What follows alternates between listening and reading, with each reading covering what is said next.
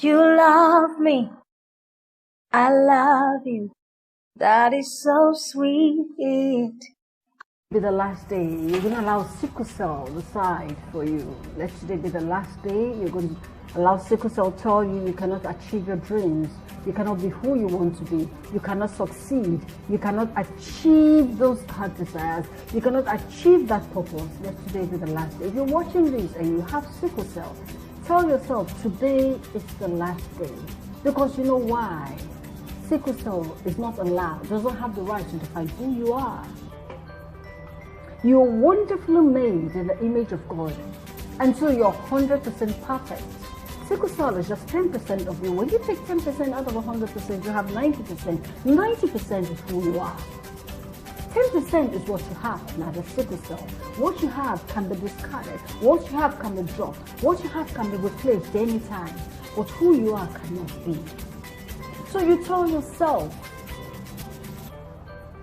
sickle cell cannot define you. I understand every illness comes with a challenge. Every illness comes with a curse. Every illness comes with a blessing. But also remember that every illness comes with a purpose. I choose the blessed path. I choose the path of the purpose. That is what I recognize. And I will need you to have that same mindset. When you have the mindset to believe that every illness has a purpose, then you will know, despite the fact that you have sickle cell, you have a purpose for your life. You were not just born to fall ill and die off. No. You were born for something more than that. Because you're specially made, you're wonderfully made.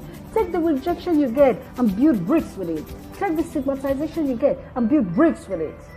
Take the shame. Take everything, the anger that you get, everything from sickle cell, channel it into positivity. Be the light from the beginning of the tunnel through to the end of the tunnel. Be that light that you wish to receive.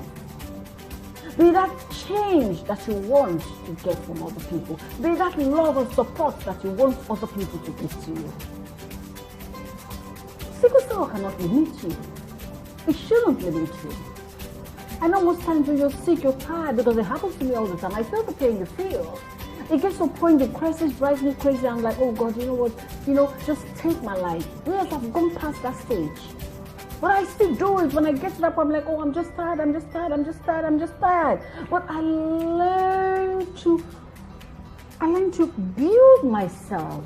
I learn to understand myself and understood what God wanted me to do. When you have a purpose, you stop thinking that way. I used to think that way, but when I discovered that, look, there's more to my life than just crisis and all that. When I get to that point where I want to start confessing negativity, I tell God, you know what, God, I don't want to go home. I want to go to my destiny. Lord, I don't want to go home. I want to go to my purpose. I want to achieve that thing that you brought me to this world to achieve. So if you're a sickle cell warrior, I think you should have that same mindset. I don't know what it is that you want to do. But you see, when you have just that one reason, even if you don't have up to 10 million reasons to do something, but if you have just that one reason, let that one reason be a reason you tell God you don't want to go home. Because there's power in the words that you utter. There's so much power in it. Oh, I'm tired. You see, the angels they're just there waiting. They're waiting. You have the good angels, you have the bad angels. They're just there waiting to pick it up. Words are powerful. This life is what you say. So most times when you want to confess negativity, please watch yourself. I know you cannot control the pain, you cannot control the things you say, but you can control what is inside here. Be positive. Be focused. Be very, very, very focused. When you get to that point, tell God, I don't want to go home. I want to go to my destiny. I want to go to my purpose. I want to achieve my purpose. Why? Because you were born to be different. You're not born to be normal like every other person. You're different. So act differently, behave differently, do differently, and see a different result.